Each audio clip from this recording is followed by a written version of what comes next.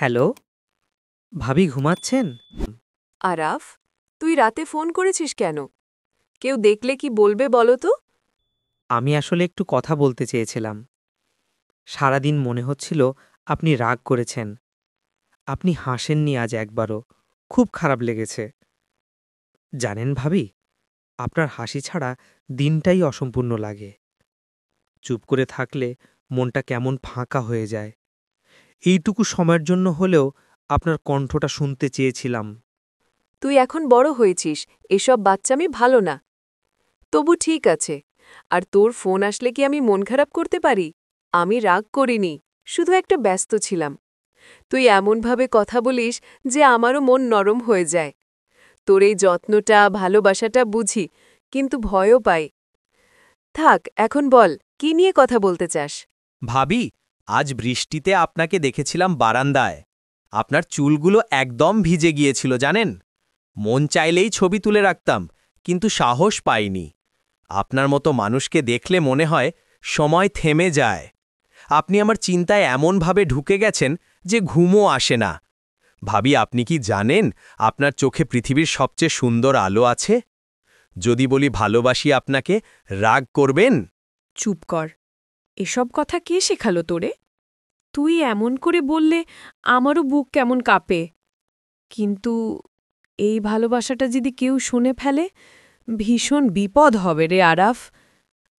আমি তো তোর ভাবি, তোর বড় ভাইয়ের স্ত্রী। এই সম্পর্কটা পাপ। তবু জানি না কেন তোর কণ্ঠ শুনলেই মন শান্ত হয়। এই দুষ্টামি করে যাস, কিন্তু সীমার বাইরে যাস না। তবু বল, তুই সত্যি ভালোবাসিস আমাকে? হ্যাঁ ভাবি, সত্যি ভালোবাসি।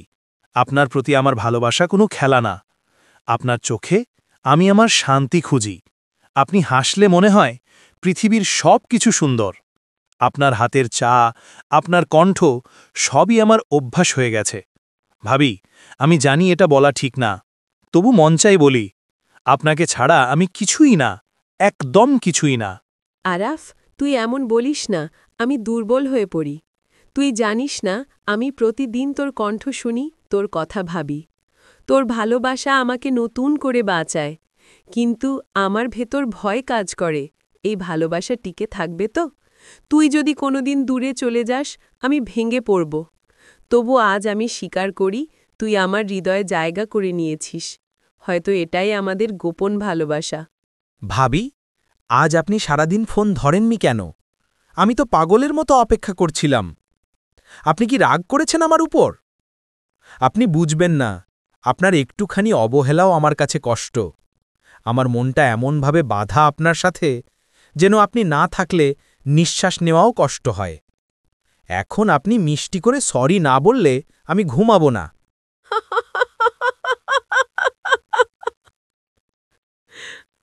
তুই আবার এমন কেমন বাচ্চা ছেলে? ঠিক আছে, সরি রে আরাফ। এবার শান্ত হয়েছে তোর মন? আসলে আমি একটু কাজে ব্যস্ত ছিলাম, তাই ধরতে পারিনি।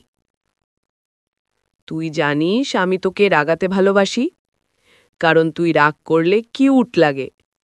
তোর রাগী মুখটা দেখতে ইচ্ছে করে বারবার। আহ, এই যে এখন ফোনে কথা বলছি, মনটা একদম হালকা লাগছে। ভালোবাসি তোকে, কিন্তু চুপ করে কাউকে বলিস না। ভাবি, যদি একদিন চলে যেতে হয়, আপনি কি করবেন? আমি তো জানি আমাদের সম্পর্ক সমাজ মানবে না। তবু আমি চাই আপনি যেন আমার ভালোবাসা মনে রাখেন।